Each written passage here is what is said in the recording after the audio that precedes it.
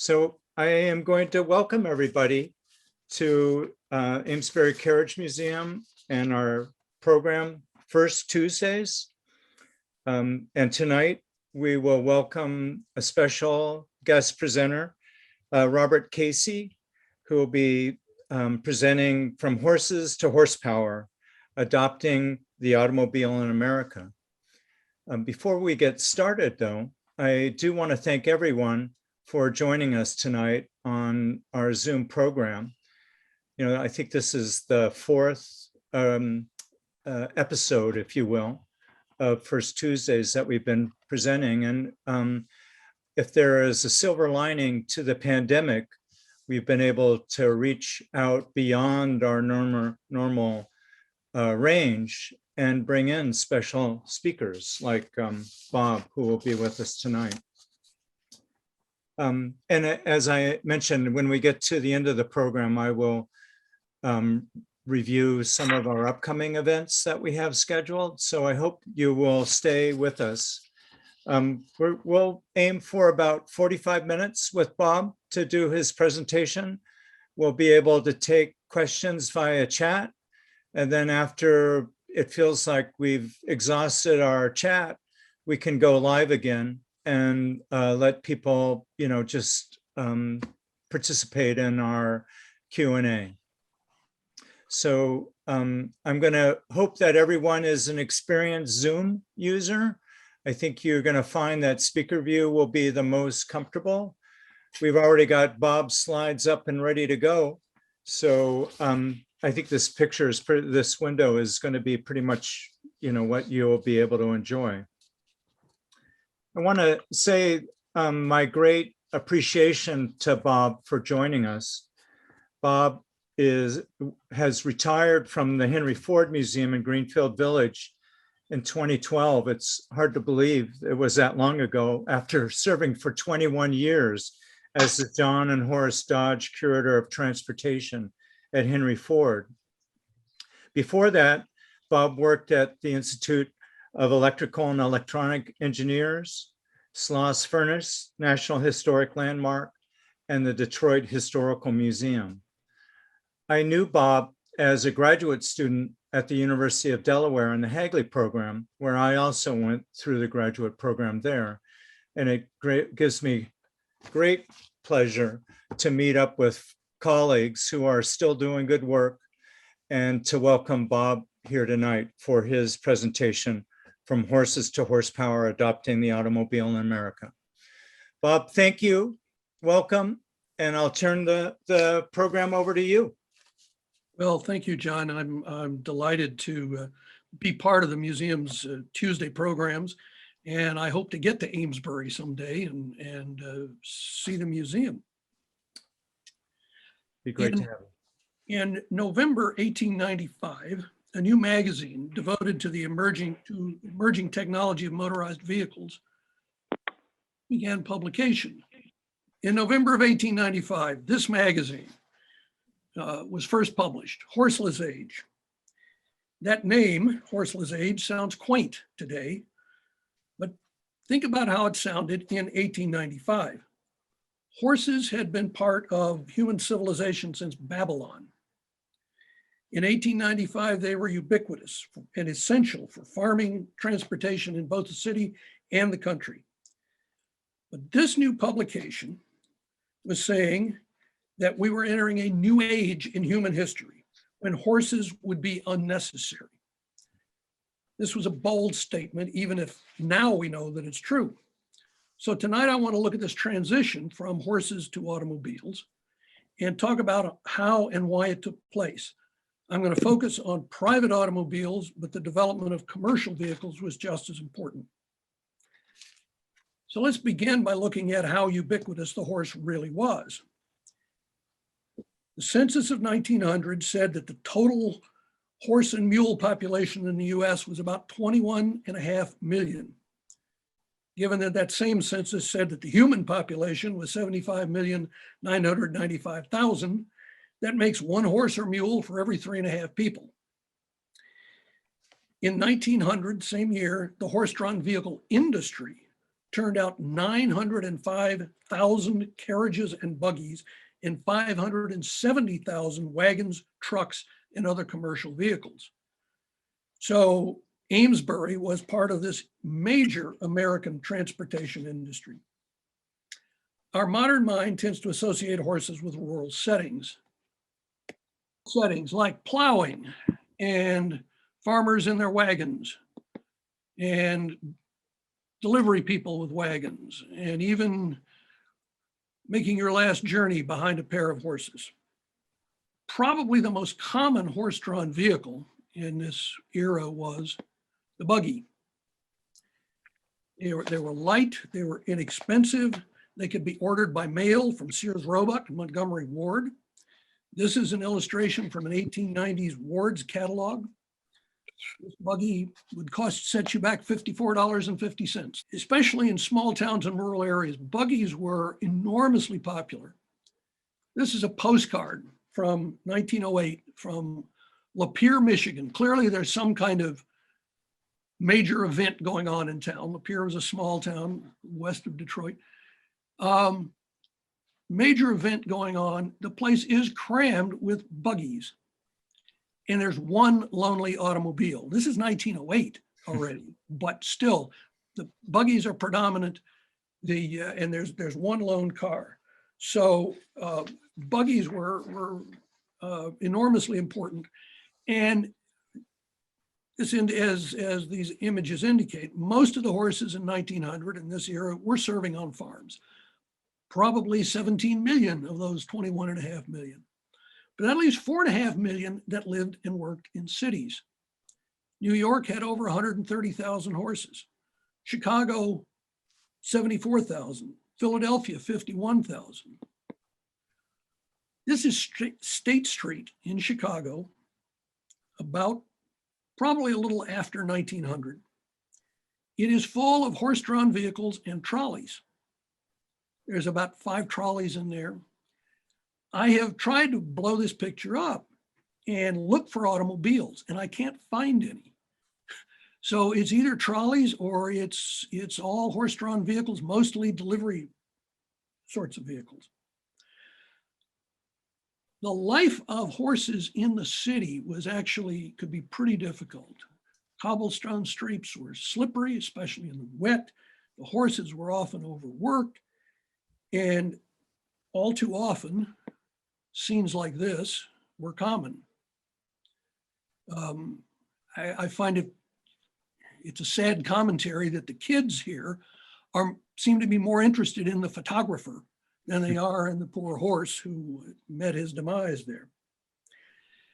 But what this means is that everybody, whether they lived in the city or the country, had virtually daily association with horses. To most of these people, the idea that an age without horses was coming, well, it would seem like something out of Jules Verne. Even 5 years after the Horseless Age's debut, horseless carriages were still relatively rare. In 1900, the estimates are, and nobody knows for sure because the vehicles didn't have to be registered yet. The estimates are that there were maybe 8,000 motorized vehicles in the whole country. And the records indicate that there were probably 4,100 new vehicles sold that year, but things changed very rapidly. By 1905, you're selling 24,000 vehicles. 1910, 181,000. 1915, almost 900,000 new vehicles. By 1915, there's almost 2.5 million vehicles registered, and they are registered by now because governments have figured out that we're going to need to regulate these things. The horse population, interestingly, continues to increase, but of course, much more slowly. So within 20 years of the advent of Horseless Age magazine, we're well on our way to fulfilling the prediction of a new age. In fact, in 1909, Horseless Age changed its name to simply the automobile. And in 1917, changed it again to Automotive Industries, under which name it's still published today. Now, from a 21st century perspective, this maybe doesn't seem surprising. After all, aren't cars obviously better than horses? If we look only at the comparative rates of speed, it might seem so. Based on movies and television, most of us today think that horses spent most of their time at a gallop. That's primarily because galloping horses make better drama. I mean, who doesn't love galloping horses? This is a great scene. Fact is, most people couldn't afford to run their horses fast because that would wear them out too quickly. Even trotting at 7 or 8 miles an hour could be tiring over a distance. So most horses, most of the time, moved at a walk. And it turns out that horses don't walk any faster than people do, maybe 3 to 4 miles per hour. So a 10-hour trip by horse or horse and buggy, allowing 3 hours each way, plus 4 hours spent at the destination, implies a travel radius of only 9 to 12 miles. This is the circumscribed world of farmers before the coming of the automobile. One early car owner summed up the advantage of his new vehicle by saying, "I was perfectly content to have my horizon bounded by the 10 or 12 mile circle that my horses could go in a day and get back in good shape. I now make exploring trips of 5 times the distance. I can call on friends living 30 miles away who've been asking me to come for 20 years." So clearly there was an attraction there for these things. But if you've ever driven one of these early cars, you might still wonder if it was worth the trouble. I once got to drive an early 1-cylinder Cadillac, similar to this 1906 model. The starting regimen is complicated, including you have to crank it by hand. You need to shift gears. The seating position is precariously high because the engine is under the seat. It's virtually daily maintenance. And it cost $750, which was a fair sum of money in 1906. And as I was driving the thing, it made me question if an early 20th century citizen really thought that it was all that much better than a horse and buggy. The fact is, I don't think that simple utility is enough to explain why automobiles became so popular so quickly.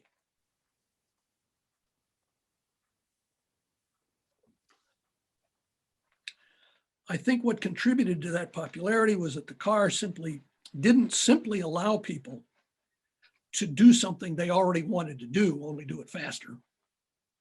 It offered them the opportunity to do things they didn't know they wanted to do until they had the chance. Things like control a powerful, rapidly moving machine, a privilege that was previously accorded only to locomotive engineers. Here's how one of the people who made the second transcontinental automobile trip put it. "The sensation which arouses enthusiasts for the automobile comes almost solely from the introduction of the superlative degree of speed and from the absence of effort and fatigue. The automobile is a vehicle that touches a sympathetic chord in most of us." Another motor vehicle magazine called Motor World put it more luridly. "To take control of this materialized energy, to draw the reins over this monster with its steel muscles and fiery heart, there is something in the idea which appeals to an almost universal sense, the love of power. Add the element of danger and the fascination inherent in moto vehicleism as a sport is not difficult to understand." I would say it's still not difficult to understand. Automobiles also gave their owners a new outlet for the individuality that's long been an American core value. Contributor to Harper's Weekly wrote that his automobile offered him the feeling of independence, the freedom from timetables and from fixed and inflexible routes, from the proximity of other human beings than one's chosen companions. He's drawing explicit comparisons here between public transportation, either intercity rail or intracity trolleys, and private automobiles. These writers are speaking about the automobile less as a means of transportation than as a means of recreation. Put another way, they were speaking not of auto travel that needed to be done, but travel that could be done.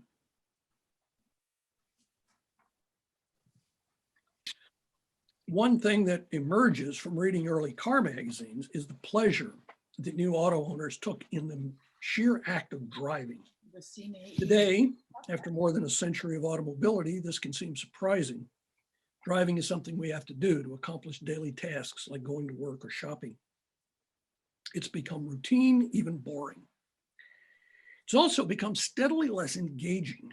Driving modern cars with automatic transmissions, climate control systems, audio systems, anti-lock brakes, cruise control, traction control, and increasingly lane monitoring and proximity warning systems is a bit like aiming a compact mobile living room down the highway.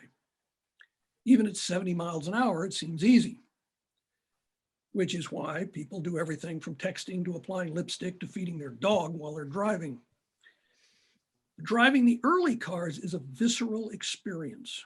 You're aware of sounds from the engine, the transmission, the rear axle, from the interaction between the tires and the road, from the wind, the top, if there is one, flaps around and other parts rattle. You have to shift gears for different situations, and shifting those early transmissions can be tricky because they had straight cut gears and no synchro mesh. You also need to anticipate stops and plan ahead because the brakes are really bad. These cars have to be actively driven.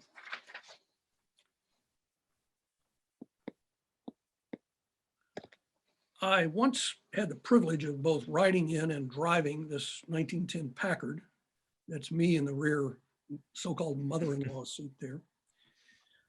As you can see, there's no windshield. And even at 20 miles an hour, it seems like you're flying. The car demands your full attention, and driving it's a thrill still today. In 1910, it would have been like nothing anyone had ever experienced. Mastering such a machine could be immensely satisfying. As one driver said, it is in the running of the car, the handling of it, and the obedience to one's will that the keenest enjoyment of automobiling is found. This emphasis on the car as a recreational device was acknowledged by all industry commentators. Motoring publications divided their coverage between commercial vehicles designed for business use and pleasure vehicles aimed at individual consumers. Auto shows made a similar distinction. In one area, you found the commercial vehicles, and in another area, you found pleasure vehicles. In fact, it wasn't until the early 1920s, when automobiles were fully integrated into society, that the term pleasure vehicle gradually fell out of use and was replaced by passenger vehicle. Now, not everyone appreciated this use of the car as a recreational device. In cities, residents sometimes reacted violently to motorists who sped through low-income neighborhoods where the streets were as much a playground and a meeting place as a thoroughfare. In fact, urbanites who bought cars found that cities were actually a poor place to drive. The streets were crowded with pedestrians, trolleys, horse-drawn carriages, cabs, and other commercial vehicles. There were no traffic laws, no yield signs, no stop signs, no one-way streets, no driving on the right. Every vehicle or pedestrian took the route that they thought best, all the while dodging trolleys. Furthermore, many people lived within walking distance of their workplace because cities had not yet been divided into business, residential, and industrial zones. People that didn't walk to work utilized the existing quite extensive public transit systems. Let's go back to this view of Chicago on State Street. And not only can you see at least 5 trolleys there, but the trolleys are the only one who are all going in the same direction. The horse-drawn vehicles are just going wherever it seems like the most efficient way to go. And to try to navigate a motorized vehicle through this could be quite a pain. In addition to trolleys, you were also navigating vehicles like omnibuses and hansom cabs and things like this. So city dwellers didn't really need their cars for transportation. And they soon found that the way to enjoy their new vehicles was to drive them out into the relatively open countryside. One urban auto owner's attitude was typical. He says, to possess a car is to become possessed of a desire to go far afield. The limits of the city become narrow, contracted, cramped, cage-like. The desire, so to speak, to spread its wings is in the nature of the motor car, if things inanimate may be said to be moved by desire.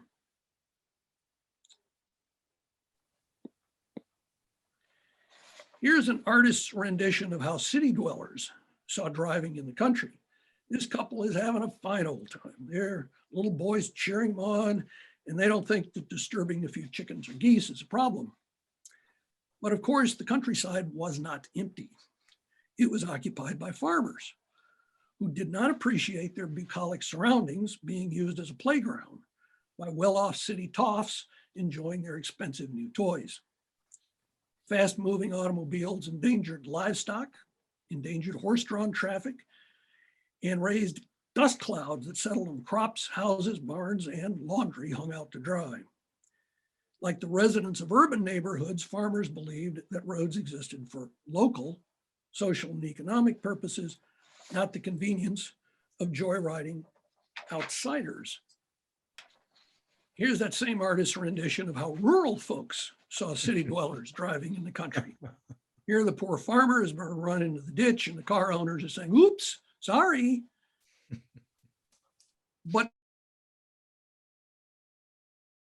spread to rural areas. By 1908, the leader of New Jersey's chapter of the largest farmers organization, the National Grange, was saying, when the motor car becomes cheaper in price through more general use, the farmer will be the first to adopt it for business and pleasure. Henry Ford agreed with those sentiments because his Model T, introduced in that same year, 1908, was aimed squarely at farmers. Ford's quest for efficiency drove the car's price down in a few years, and farmers snapped them up, making the Model T the world's best-selling automobile. This is a great Norman Rockwell image. Ford Motor Company commissioned this, by the way. But here you've got a farm family visiting another farm family. Everybody seems happy, except this horse seems a little skeptical there. Recreational driving over rural roads was so important that I think it was the decisive factor in the ultimate triumph of the internal combustion powered cars over those powered with electricity or steam. Electric cars were quiet, clean, easy to start, but early 20th century batteries needed recharging by every 20 to 30 miles. Electrics were simply unsuited to traveling over rough, hilly country roads with no power lines and no charging stations. And I love this image. This is from a manufacturer called Detroit Electric. They were actually the longest lasting electric car manufacturer in the country. They were the last ones to go out of business. But they've got the car in the countryside here. The fact is, given the limited range of these things, a trip like this was very unlikely to ever be made.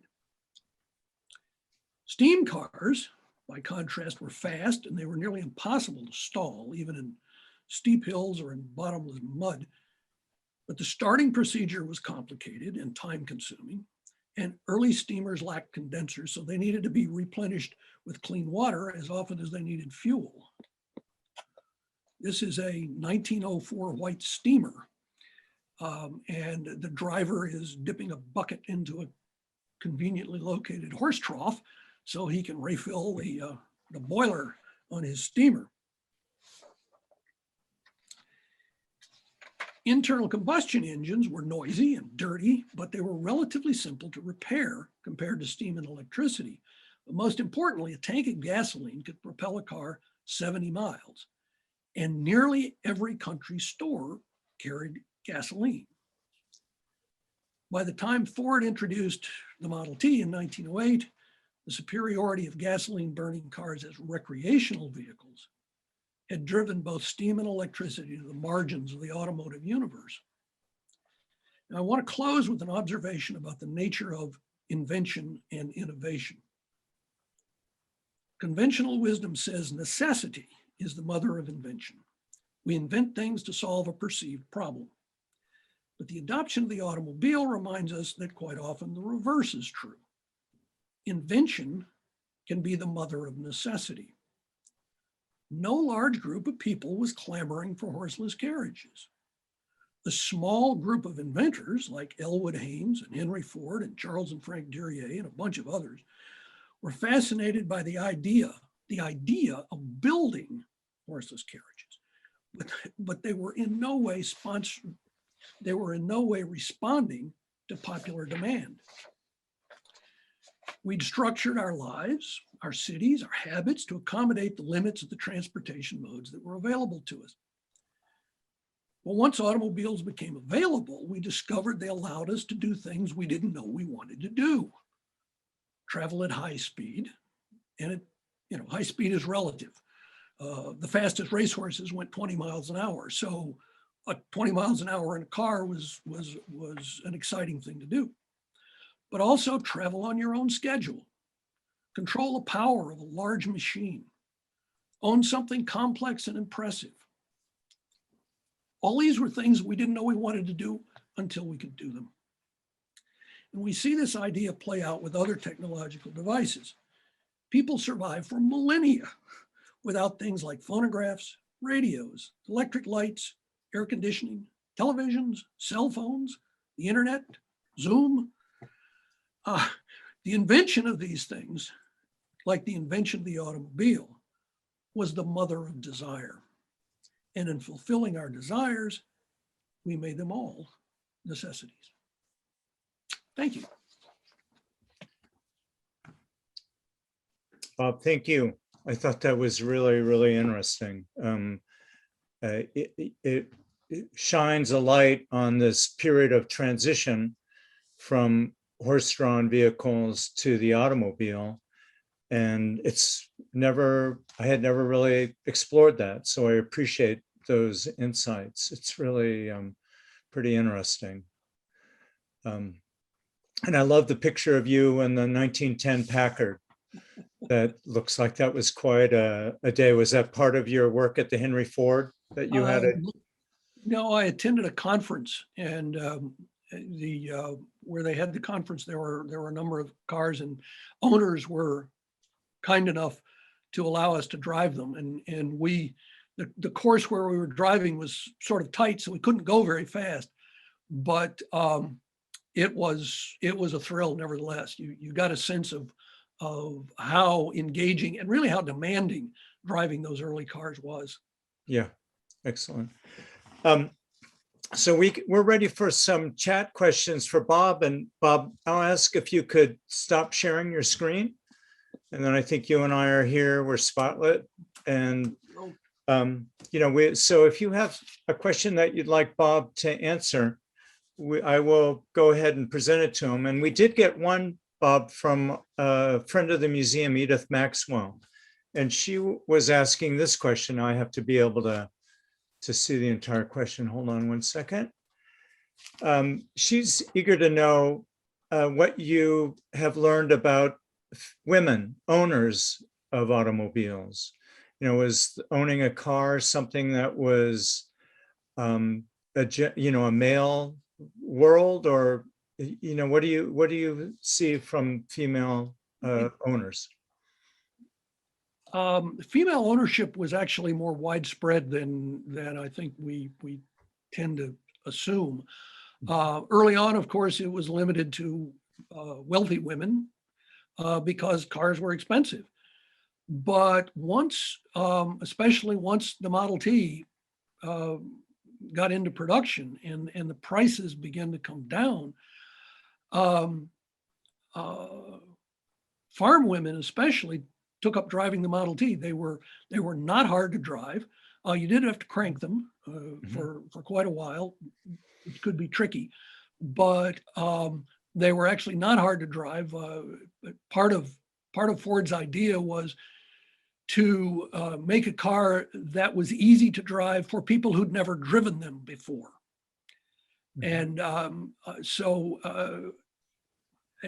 I'm not sure about necessarily automobile ownership. I think most of these cars probably would be still considered owned by men, but they were widely driven by women. Was there a celebrity or a notable female motorist that you stumbled upon in your research? And now I'm having a senior moment. There was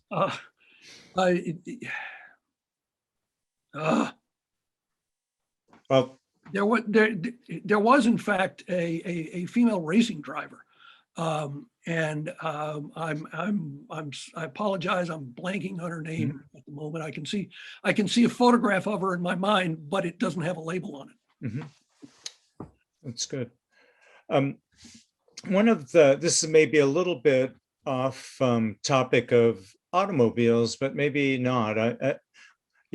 One of the anecdotes that we've heard but haven't been able to verify was that Henry Ford may have even made a trip to Amesbury, where he was able to visit and see one of our factories that may not quite have been the moving assembly line, but was kind of rationalized with, specialized work happening to put the vehicles together. And, in his development of the Model T, he was looking, or he may have seen inspiration for something like that.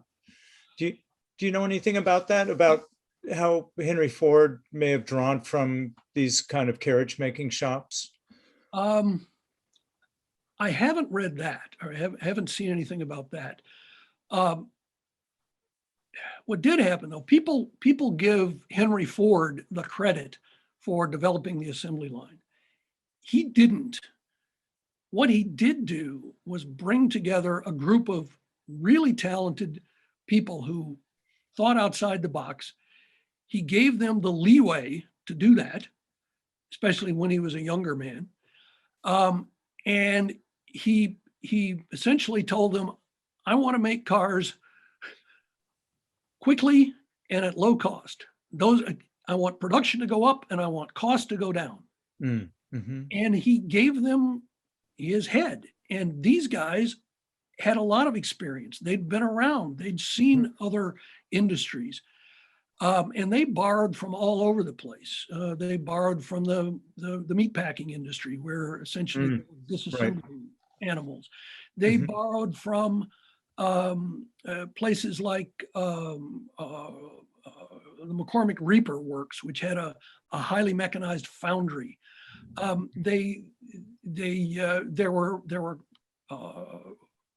tin can making operations, which essentially ran assembly lines. Now, obviously, putting together a tin can is easier than putting together a car, but the notion of mechanized processes and moving the product along and adding things to it as the product moved, that principle was recognized and applied. So Ford had this cadre of people, and then people down on the shop floor at the assembly line level or at the assembly level were given a lot of leeway to experiment with stuff. There was a lot of experimentation that went on. The assembly line was not something that was conceived and then achieved. It was something that really, they kind of bumped along at it. They tried this and that didn't work. We'll try that. So over the course of several months, the thing developed, but it was a highly collaborative achievement. There's a couple other questions that we have, and I may need to call on one of our survey group members to answer this one. Donna Collins was asking about any cars being built in Amesbury. And we, Actually, there were. I looked it up. There were a number of cars that were built in Amesbury, or in some cases there, and this was quite common. There were cars that where the company was announced, maybe even a prototype was shown, and then not much ever happened. And that happened 2 or 3 times in Amesbury. But the most successful car that came out of Amesbury, ironically, was an electric car called the Bailey Electric.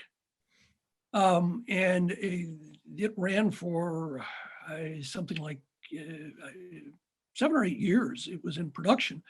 It was expensive, $2,500 to $3,000, which was a very expensive automobile. But that was probably the most successful car that came out of Amesbury. There was another one called a Crown, which was a what was known in the trade as a high wheeler. These were essentially motorized buggies, usually an air-cooled engine, 1 or 2 cylinders, chain drive to the rear wheels. And they were popular with farmers because they were cheap. And the high wheels actually gave them advantage over the really lousy roads, like you saw at the very first picture there. The problem was that you were driving them faster than you drove a buggy.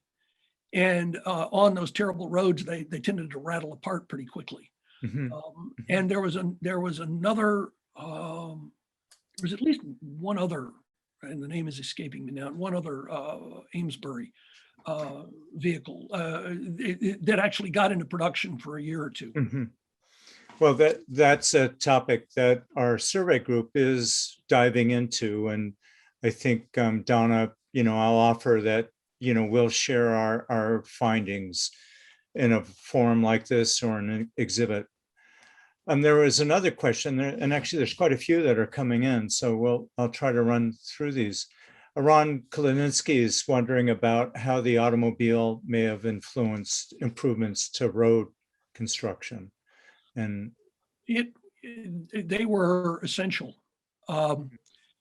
American roads at the beginning of the 20th century were easily the worst in the industrialized world. They were awful.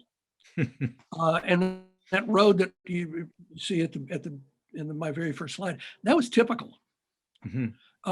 Basically, American roads, by and large, were dirt.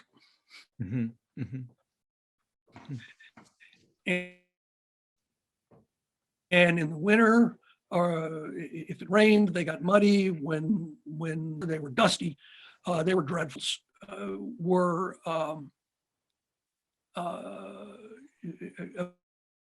A big concern of early automobile designers was how to make their cars rugged enough to run over these rough roads. And part of the success of the Model T was Ford devised ways to make it both rugged enough to run over these roads, but also keep it light and relatively cheap.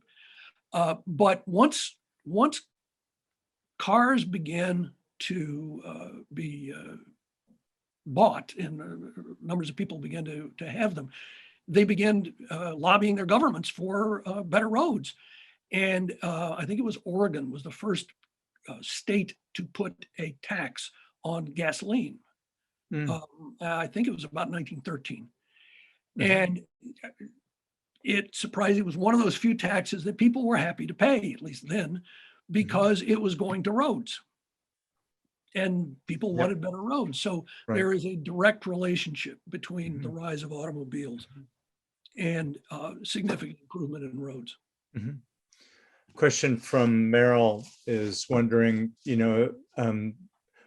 who were Henry Ford's competitors in the early years of the making of the Model T? Part of the secret to his success is that he didn't have very many direct competitors because he was aiming at the bottom of the market. But the key wasn't just to make the car cheap. There were other car makers who said, we're going to get the price of this vehicle down. And I actually own a car called a Brush, built by an engineer named Alanson Brush. It was made in Detroit. It sold for between $500 and $600. But Brush got the price down by making the frame and the axles out of wood. Oh, it was wow. a one-cylinder engine. And it was a clever car, but it wasn't the future. It was a cul-de-sac. And Ford's genius was to be able to make a car with a steel frame and a four-cylinder engine that was a powerful car. Initially, it wasn't all that cheap. The Model T was $850, which was still fairly expensive in 1908. But they very quickly were able to drive the price down. And pretty soon, nobody could compete with Ford. They just gave him the bottom end of the market. And even people like the Dodge brothers, who were initially investors in Ford Motor Company and made enough money that they could make their own car. John Dodge was quoted as saying, we want to make our own car because someday Henry Ford's customers are going to want to buy. Interesting. I think you're breaking up a little bit there, Bob. Are you frozen? There you go. You're back. I'm going to ask a couple more questions, and then what I think we'll do is I'll let people join in, live, and we'll see how that goes. But here's a question from Nancy Lutt. She's wondering about, if there was a regional phenomena in the introduction of the automobile. Did it happen throughout the United States? And then what was the experience in Europe with the introduction of the automobile? To take the European case first, actually, it in one way it went smoother. The first thing is it came earlier in the 1880s with people like Benz and others. It was far better. They're much more paving. But automobiles appeared in Germany and France and England and Italy. These were the major industrialized countries. But ownership did not spread as rapidly as it did in the U.S. Cars were still expensive items in Europe. In the U.S., it was there were car manufacturers all over the place. Not as many in the far west because that wasn't quite as industrialized. The early concentrations were cities like Springfield, Mass, and Buffalo, and Cleveland, and places like that. But we had part of the advantage that we had this wonderfully well-developed railroad network, and so wherever you made a car, you could ship it to where somebody might want to buy it, and carriage makers were already doing that. So it didn't have to be a regional phenomenon. Great. So I'm going to do one more question, and then I'm going to invite everybody to, turn on your video and unmute yourself, and we'll let it be a little bit of a free-for-all. We can go, to 8 o'clock or a little bit beyond. This was a follow-up to our conversation about Ford visiting the carriage shops and maybe seeing assembly lines. In your work, Bob, did you see a story of the carriage industry using some form of an assembly line? Did you ever come across a place like that? I haven't studied the carriage industry enough to know it. I would be a bit surprised if they didn't adopt some of the methods. Right. And there was already a very highly developed woodworking machinery industry in the United States, with powered planers and saws and also specialized machinery for making hubs and wheels and these sort of things, what we would call special purpose machine. Right. That was already pretty well developed. So those sorts of things actually had to be developed for the automobile industry. But I don't know about the actual assembly line methods. Yep. One thing that does surprise people is that it was not until 1914 that automobile production exceeded Oh, wow. horse-drawn vehicle production. That is interesting. Yeah. We have a trade catalog of the Bailey Company where they're making the whalebone road wagon. And it includes about 30 photographs that show each of the different departments, if you will. So you can see specialized manufacturing, but you don't really get a sense of an assembly line, but definitely it was rationalized and they had broken it down into parts. So let's be bold. If people are willing, I'll invite you all to unshare your video.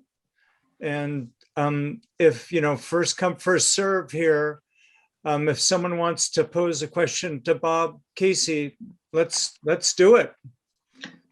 I was going to say one thing real quick, as we talked about the assembly line, and one important distinction is a moving assembly line as opposed to static stations, going from station to station. I had the impression that carriage making did have the station to station approach of an assembly line specifically, and items being done at each station. The moving assembly line, I think we adopted them in the auto body era, but I don't think they originated here by any means. I had the impression Oldsmobile had one of the first assembly lines. I don't know how accurate that is. But the assembly line concept is actually a few centuries old, I think. And by people who mass produce things, it flowed kind of naturally into the concept of production. Ford had a very highly developed station assembly operation. And not only assembly of the final cars, but station assembly of sub-assemblies like dashboards and rear axles and that sort of thing. And then as they began to experiment with the moving assembly line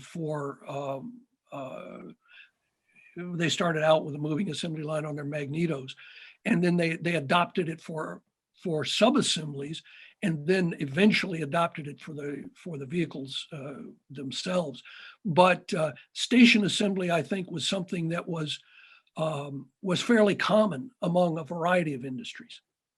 Yes. And I had run across reference to Ford looking at Chicago meat packers and the disassembly line, yes, which was moving. Right. Larry, I didn't have a chance to raise your question. I don't know if you still want to share that. Sure. One of the things, as I read and studied a little bit about the transition from the horse age to the horseless age, the automobiles, one of the things that always fascinated me was you began to see, and I think you mentioned the Horseless Age magazine. I think that may have been one. I think there were a few others. I forget if the magazine, The Hub, did that start as a carriage magazine and then transition, I think, to an automobile magazine.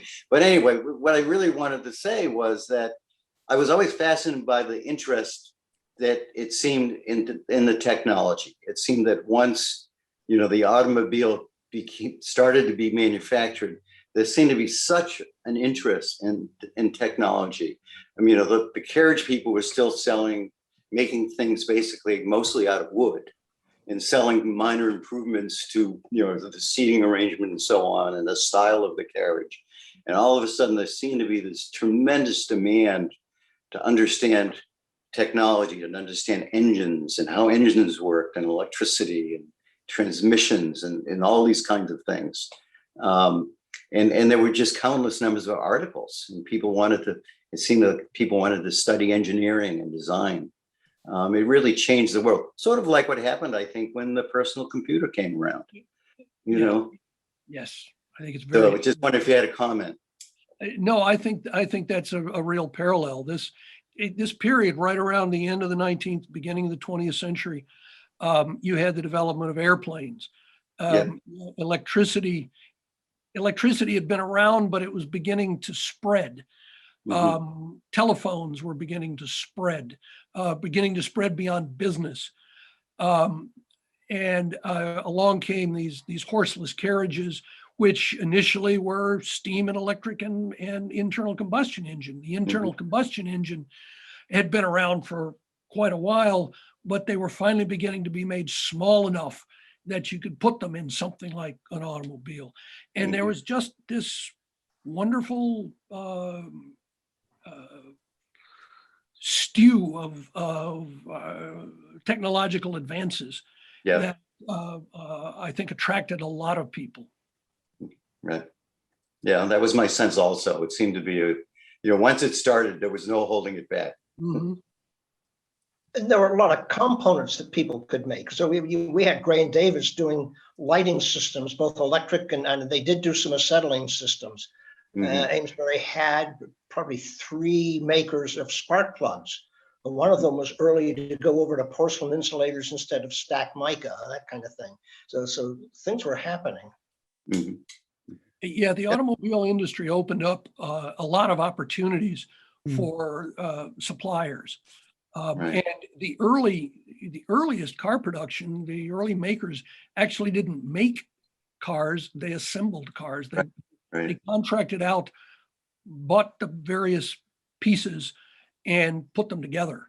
It took a while for the makers to develop their own actual manufacturing capacity. Yeah, I think to some degree we found that also in the carriage industry in Amesbury, right? That the manufacturers were assembling different components. Do we have another question? I see you, Sue Bailey. Nice that you joined us. Is there another question for Bob? John?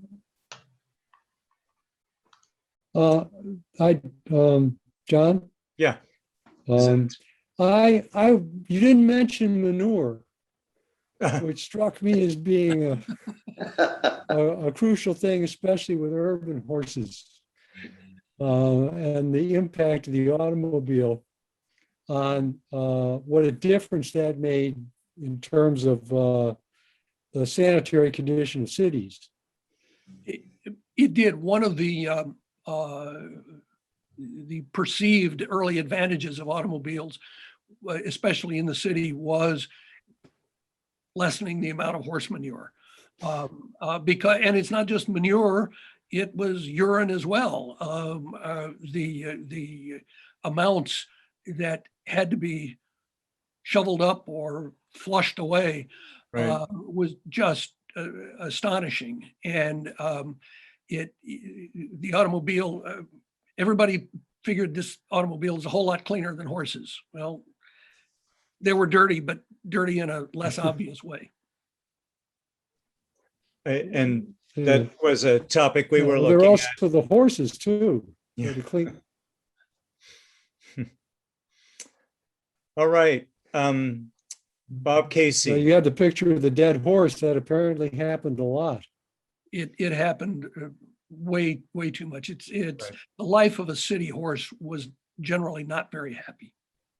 Brutal. Bob Casey, I want to say thank you very much. It was a thrill to have you here on our First Tuesday program. Thank you. Nice to reach out to a former college colleague and someone who, I've been aware of your work in the field. So I appreciate you very much for sharing with us. It was fun. I'm going to just quickly toggle to something. So, Bob, I'm going to do a little bit of Carriage Museum business just to give some of our audience an update on where we're at. And so I just hope you'll bear with me a second here, see if this is going to work.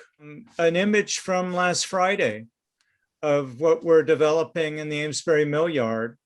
And it's a thrill here. We had Matt Bailey on site last week, and he'll be on site again tomorrow installing the sod. We'll have instant lawn in front of the Industrial History Center. Our erosion control materials have been pulled away, and our site is getting close to being open. Later on, at the end of this week, or early next week, our canopy installer will be on site, and it should be about 6 or 7 days, and then the canopy will be done. I'm not going to show the inside because this is my next project, is developing the build out and the exhibits for inside, but we are moving along, and invite everyone down to the mill yard to see our progress. Wanted to mention some of our programs that are coming up. In June, we're doing a new installation in the Counting House storefront. It's called Amesbury Front Steps, and this was a project in support of our Neighbors Table. So we're hosting an exhibit there, and we'll have a virtual opening towards the end of June. And then Bonnie Brady will be leading our photo tour again, Aperture on Amesbury, which will focus on the landscape on Carriage Hill. That also will be coming up at the end of June. Starting actually in June, but we won't be able to participate in this until July. Chamber of Commerce is doing a music program in the mill yard. So I hope people will come down, and then we'll be supporting that with a series of events starting in July. So people will be able to get a sneak view inside the History Center. August, we'll do family stories. September, we'll do our Driving Through History fundraiser, and the Carriage Town Car Show will be an event. And as you all are already on our e-news, stick with it and you'll see things that are happening. And that'll be a good way for you to catch up with all the things that are happening at the Carriage Museum. Thrilled. It's a little exhausting. We are so close to close on the History Center. I won't go into how much we raised, where we're at with our needs, but we are really getting there. I am thrilled with the support that we've got from our community. Before we conclude our program tonight, I wanted to take a moment to thank our 2021 program sponsors. Our annual sponsors are Ed Seldon and Lisa Witham, Amesbury Chair, Amesbury Industrial Supply and Greg Jardas, BB Alarm Systems Incorporated, and Sacris Design, Jennifer Sanborn. And our program sponsors, Wayne Barbaro, Mike Harold and Leah Cabine, Patty and Peter Hoyt, and Tom Pendergast. I thank all our sponsors for supporting our programs, and we're delighted to have their support for this kind of program and other events that we do. All right. I say thank you, everybody, for being part of our First Tuesday program. Bob Casey, you definitely are invited. You'll get the red carpet treatment when you come to Amesbury, and it'll be fun to show you around. And I say thanks to everybody. It's fun seeing your faces. John Howe, nice to see you. Thanks for joining us. And we'll follow up with evaluation. And I wish you all a good evening. Thank you for joining us. Good night.